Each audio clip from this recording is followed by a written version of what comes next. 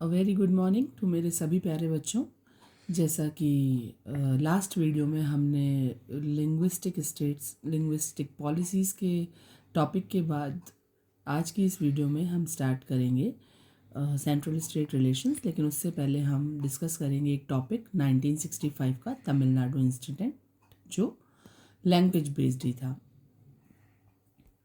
So let's start with 1965 Tamil Nadu incident. For the officially purpose, the use of English was discontinued. Tamil Nadu में 1965 के दौरान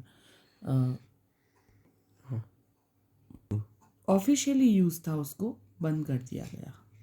केवल जो हिंदी और जो तमिल लैंग्वेज थी उसको यूज़ किया जा रहा था, और इंग्लिश का जो यूज़ था एज अ ऑफिशियली लैंग्वेज बंद कर दिया गया। इसका मतलब ऑफिशियली लैंग्वेज बंद करने का मतलब, ऑफिशियली पर्पस बंद करने का मतलब होता है कि उस भाषा को अब किसी पेपर में एज अ ट्रांसलेटर यूज़ नहीं किया जाएगा। So after this non Hindi speaking people start opposing government for this action. तो इससे जो नॉन हिंदी स्पीकिंग लोग थे, जो लोग हिंदी नहीं बोलते थे, उन्होंने इस एक्शन के लिए गवर्नमेंट को अपोज करना स्टार्ट किया। और जो रिज़ल्ट था वो ये था कि जो सेंट्रल गवर्नमेंट थी उसने अगेन इंग्लिश को कंटिन्यू किया हिंदी के साथ ऑफिशियल पर्पस के रूप में। क्योंकि जो लोग हिंदी नहीं बोल सकते हमारे देश में, या जिन लोगों को हिंदी बोलने में परेशानी होती है, वो इंग्लिश के बिहाफ पर ही अपने ऑफिशियल लेटर्स, अपने ऑफिशियल जो आपके एग्ज़ाम पेपर होते हैं, इफ़ यू नो, वो भी से 2 लैंग्वेजेस में आते हैं, that is Hindi and English. So लोगों को अगर हिंदी लैंग्वेज के बाद कोई सबसे ज़्यादा लैंग्वेज आती है तो वो इंग्लिश है। तो इससे तमिलनाडु के लोगों को बहुत कठिनाई हुई। उन्होंने एक लेवल पर आकर गवर्नमेंट को अपोज किया और बदले में गवर्नमेंट ने इंग्लिश को वापस कंटिन्यू कर दिया। बात करते हैं लिंग्विस्टिक पॉलिसीज़ के बाद सेंट्रल स्टेट रिलेशंस की। तो आपको पता ही होगा, आफ्टर इंडिपेंडेंस 1947 पूरे इंडिया में केवल एक ही पार्टी रूल करती थी, और वो थी Congress. So there was one party ruled in India after independence, and if any party raised, और कांग्रेस के खिलाफ अगर कोई और पार्टी खड़ी होती भी थी, इट वॉज सप्रेस्ड, इसको दबा दिया जाता था सेंट्रल गवर्नमेंट के through.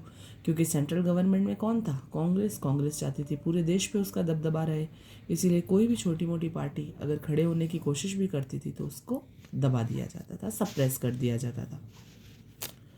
Then in 1990, there was new government formed called coalition government. फिर 1990 में एक नई सरकार बनती है और इस सरकार का नाम होता है कोलिशन गवर्नमेंट। ऐसा क्यों हुआ?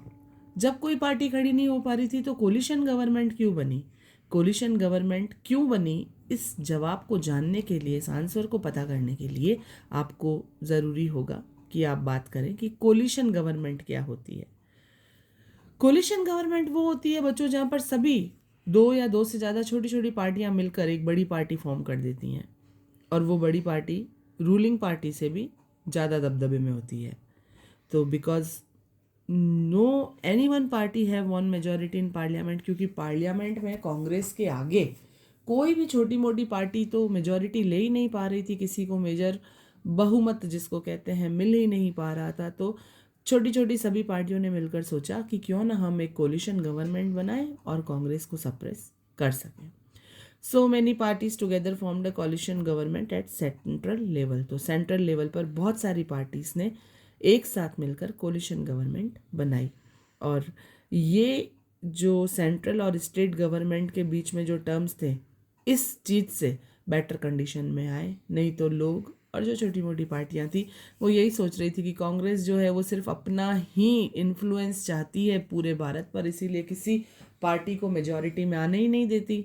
फिर फॉर्म हुई कोलिशन गवर्नमेंट 1990 में, जिसने ये बताया कि अब सेंट्रल और स्टेट के जो रिलेशंस हैं उनको इस तरह से बेटर कंडीशन में लाया जा सकता है, क्योंकि जो कोलिशन गवर्नमेंट बनी थी वो कहीं कहीं स्टेट के जो रिप्रेजेंटेटिव्स थे उनको मिलाकर, उनके साथ बनाकर बनाई गई थी। तो that was the central state relations between India. Now the central government understood the value of state government after coalition. अब सेंट्रल गवर्नमेंट को स्टेट गवर्नमेंट की वैल्यू कोलिशन के बाद पता चल गई थी क्योंकि सेंट्रल गवर्नमेंट को ये मालूम पड़ गया था कि यूनिटी इन स्ट्रेंथ होती है, और जहाँ कोई भी पार्टी, लोग या कोई सत्ता यूनिट होगी वहाँ सामने वाले का सर्वनाश तय है। बात करते हैं the next topic, decentralization in India की। बच्चों, डिसेंट्रलाइजेशन इन इंडिया का मतलब होता है बड़ी पावर का छोटी पावर में डिवाइड हो जाना इंडिया में। Decentralization means giving power to lower levels of government. यहाँ डिसेंट्रलाइजेशन का जो मतलब है वो ये है कि पावर को गवर्नमेंट के लोअर लेवल्स में, छोटे लेवल्स में बांट लेना एज अ लोकल गवर्नमेंट। ऐसा क्यों ज़रूरी है? ऐसा इसीलिए ज़रूरी है क्योंकि जो लोकल पीपल है वो अपनी लोकल प्रॉब्लम्स को अच्छे से जानते हैं और उनका सॉल्यूशन अच्छे से कर सकते हैं। There was a new type of government formed and the named local government.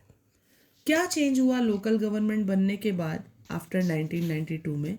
तो इलेक्शंस जो हैं वो हर 5 साल में होने लगे। ग्राम सभा, ग्राम पंचायत, सरपंच जैसे जो लेवल थे उनको ज़्यादा पावर मिली। पंचायत और म्यूनसिपैलिटी के पास ज़्यादा पावर और पैसा जाने लगा। SC, ST, OBC जैसी जो बैकवर्ड क्लासेस हैं उनके लिए सीट्स रिजर्व हुई। 1/3 सीट्स लोकल लेवल पर वुमेन के लिए रिजर्व हुई। State government are required to share some powers and revenue with local government bodies. Even जो स्टेट गवर्नमेंट है वो उसको भी अपनी पावर और रिवेन यानी जो भी कमाई होती है वो भी लोकल गवर्नमेंट बॉडीज़ के साथ शेयर करनी होती है। अब जो थर्ड टियर था इस डेमोक्रेटिक गवर्नमेंट का वो और भी ज़्यादा पावरफुल हो गया। अब बात करते हैं next topic, type of local government की। लोकल गवर्नमेंट में बच्चों 2 टाइप्स होते हैं, एक रूरल लोकल गवर्नमेंट, एक अर्बन लोकल गवर्नमेंट। जो गांवों में गवर्नमेंट होती है वो रूरल लोकल गवर्नमेंट होती है और जो शहरों में होती है वो अर्बन लोकल गवर्नमेंट होती है। इसका नाम, जो रूरल लोकल गवर्नमेंट है उसका नाम होता है पंचायती राज, और जो अर्बन लोकल गवर्नमेंट है वो म्यूनसिपैलिटीज़ कहलाती है क्योंकि वो सिटीज़ में होती है। बात करें रूरल लोकल गवर्नमेंट की तो ग्राम पंचायत होती हैं, या तो एक गांव की होती है और या फिर वो ग्रुप ऑफ द विलेज होती है, यानी पूरे गांवों के 5 या 10 गांवों के ग्रुप्स की होती है। So there are gram panchayat of either one village or of the group of village. Many ward members and a sarpanch has elect in GP। बहुत सारे वार्ड मेंबर्स और एक सरपंच यानी जो हेड है वो ग्राम पंचायत में चुना जाता है। मैनी ग्राम पंचायत मेक्स ग्राम ब्लॉक समिति, मंडल समिति, और बहुत सारी ग्राम समितिज मिलकर ग्राम ब्लॉक या मंडल समिति बनाती है, और बहुत सारी पंचायत समितिज मिलकर जिला परिषद बनाती है। बच्चों, ये एक टियर की तरह चलता है, सबसे पहले ग्राम पंचायत, फिर ब्लॉक समिति या मंडल समिति या ग्राम समिति, और बहुत सारी ब्लॉक समिति या मंडल समिति मिलकर, पंचायत समिति मिलकर जिला परिषद बनाती है। उसी तरह से अर्बन लोकल गवर्नमेंट की बात करें तो म्युनिसिपल कॉर्पोरेशन होते हैं यहाँ पर ग्राम पंचायत की जगह पर, और इनका जो हेड होता है वो मेयर होता है, जिस तरह से ग्राम पंचायत का हेड सरपंच होता है। ये जो म्युनिसिपल कॉर्पोरेशन है ये टाउन्स और स्मॉल सिटीज़ में पाई जाती है, और बहुत सारी म्युनिसिपल कॉर्पोरेशन मिलकर म्युनिसिपैलिटीज़ बनाती है, और म्युनिसिपैलिटीज़ का हेड होता है chairperson. 36 lakh elected representatives panchayat और म्युनिसिपैलिटीज़ में आज भी अर्बन लोकल गवर्नमेंट को चला रहे हैं। तो इस तरह से बच्चों ये जो पूरा सिस्टम होता है इसे पंचायती राज कहा जाता है, जिसमें डिस्ट्रिक्ट लेवल पर होती है जिला परिषद जिसका अध्यक्ष होता है चेयरमैन, ब्लॉक लेवल पर होती है पंचायत समिति, और ग्राम पंचायत जो विलेज लेवल पर होती है जिसका हेड होता है सरपंच। यहाँ हमारा फेडरलिज्म चैप्टर खत्म होता है बच्चों। इसी के साथ मिलेंगे अगले chapter gender, caste and religion में अगली वीडियो में। Bye bye.